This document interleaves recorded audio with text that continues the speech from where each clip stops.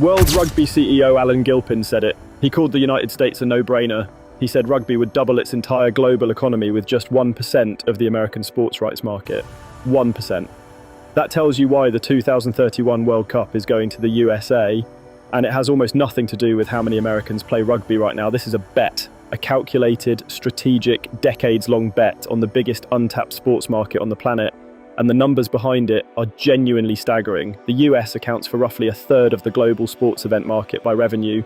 The NFL alone struck an 11-year media rights deal worth approximately $110 billion. The Rugby World Cup, one of the three largest sporting events on Earth, generated 1.8 billion euros in total spend when France hosted it. Now put those two sets of numbers in the same room and you start to understand what World Rugby is actually doing. They are not giving America a rugby tournament. They are buying themselves a seat at the table of the world's most commercially powerful sports nation, and they are doing it before anyone else gets there first. The question of why America got the World Cup has a polished official answer and a real answer, and they are not the same thing.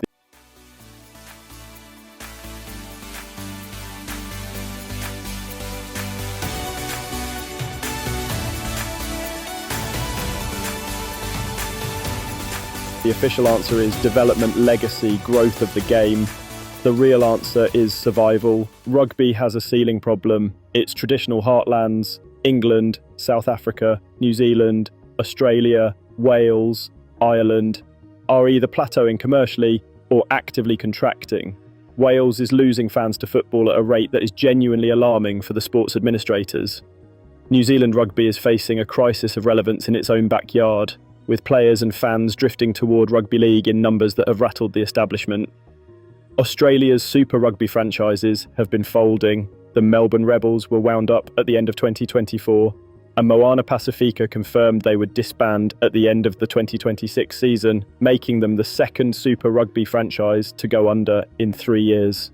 The Premiership in England, the supposed crown jewel of Northern Hemisphere club rugby, ran up combined losses of £34 million across its 10 clubs in the 2023-24 season alone, with total league debt sitting at £342.5 million.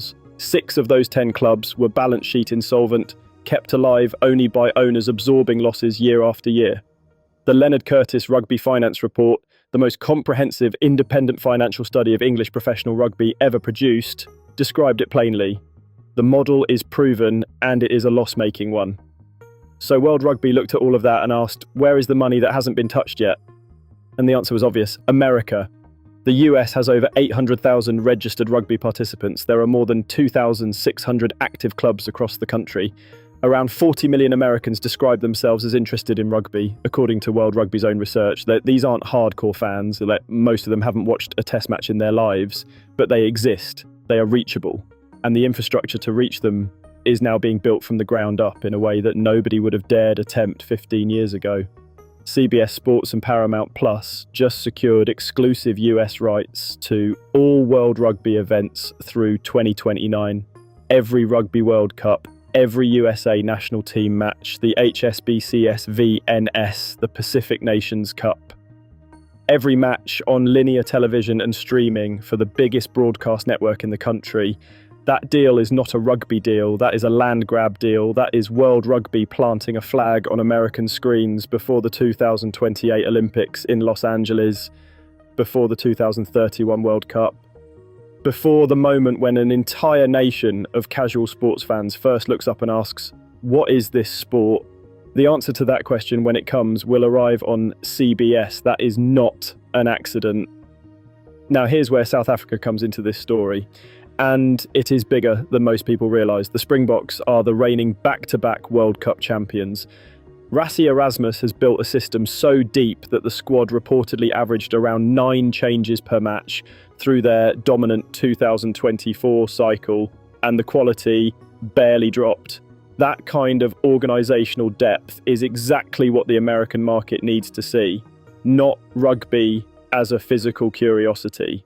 Rugby as a system. Rugby as strategy. Rugby as something with layers you can spend years studying. The Springboks, more than any other team in the world right now, make the intellectual case for the sport. When American sports fans who grew up watching the NFL breakdown film, who follow analytics, who understand the value of depth charts and system building, when those fans actually watch what South Africa does structurally, the game clicks for them in a way it never has before. And World Rugby knows this. The scheduling of the All Blacks versus the Springboks at M&T Bank Stadium in Baltimore is not sentimental. It is calculated placement of the world's two most commercially compelling rugby brands in front of an American audience that is being primed to receive them. New Zealand Rugby and South Africa Rugby in the same stadium in America. That is not an exhibition. That is a market entry strategy disguised as a rugby match. The All Blacks bring their own weight to this conversation. New Zealand Rugby has a global fan base that operates completely independently of geography. There are passionate All Black supporters in Tokyo, in London, in Sao Paulo, in cities where nobody has ever played a game of 15 aside. That brand travels. And in America, where sports fan culture is built around following the best regardless of national allegiance, where people wear Messi shirts in Kansas City and Mbappe shirts in Dallas, that kind of brand portability matters enormously. The America that World Rugby is targeting is not being asked to support USA Rugby first. They are being invited in through the door of the teams they can already respect. The Springboks, the All Blacks, England, Ireland. And once you are in the door, once you have watched 3 games and started understanding the breakdown, the line-out calls, the tactical kicking game, you do not leave. Rugby has one of the highest fan retention rates of any sport once someone genuinely understands it. The problem has always been that initial barrier. The World Cup in 2031 is designed to lower that barrier for hundreds of millions of people simultaneously. Here is the take that will divide opinion, and I'm going to defend it properly. The USA does not need to be a strong rugby nation for the 2031 World Cup to be a massive success. I know that sounds wrong. The conventional wisdom says you need a credible host team to drive local interest. Japan 2019 proved that Japan beating Ireland in pool play was the tournament's defining emotional moment for a new audience. But America is different. America does not need its national team to be competitive for the country to fall in love with the event. The FIFA World Cup is coming to the US in 2026, and the US men's football team is nowhere near the best in the tournament. Nobody is worried about that. The spectacle sells itself. The 2028 Olympics are in Los Angeles. Rugby Sevens will be there. The 2031 World Cup follows. By then, CBS and Paramount Plus will have been broadcasting rugby into American living rooms for 6 consecutive years. Dozens of cities across the country have submitted formal letters of intent to host World Cup matches. Atlanta, Chicago, Miami, Los Angeles, Boston, Pittsburgh, Philadelphia, Seattle among them. That is not a rugby country preparing to host a tournament. That is a sports economy preparing to absorb a new product. And that distinction changes everything about how you evaluate the risk.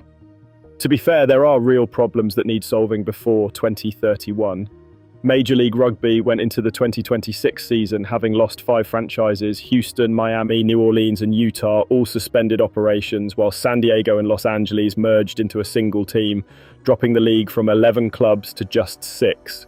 A professional competition running at half its previous size at the exact moment the country is supposed to be building toward a World Cup is a credibility problem nobody in rugby administration is pretending doesn't exist. World Rugby Chair Brett Robinson acknowledged it directly. The sport can't sit still. The US men's national team did not even qualify for the 2023 World Cup. These are not small issues. But here is the thing, every sport that has ever broken through in America has had a messy, underfunded, structurally difficult domestic phase before the moment it crossed over. Major League Soccer looked like a vanity project for its first 15 years. The NBA nearly collapsed in the late 1970s before Magic Johnson and Larry Bird rebuilt it into a global product. Major League Rugby is not a finished competition. It is the foundation being poured before the stadium goes up. And the stadium goes up in 2031. The timeline is tight, the problems are real. But the upside, if rugby captures even a fraction of the American sports dollar, is the kind of transformation the sport has never experienced in its entire history. World Rugby CEO Alan Gilpin did not say, "We hope to grow." He said if rugby gets 1% of the US sports rights market, it doubles the sport's entire global economy. 1%. That is how large the prize is. That is the real reason America got the World Cup. Not because American rugby is ready, because rugby as a global business cannot afford to wait any longer to find out if it is.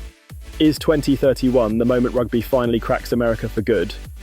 Or the moment the sport discovers that some markets are just too big to force? That's it for today, Choppers. Check out our other videos here on Rugby Chopper. Give us a subscribe if you haven't yet. Let us know in the comments your thoughts. We appreciate you and have a good one. Cheers.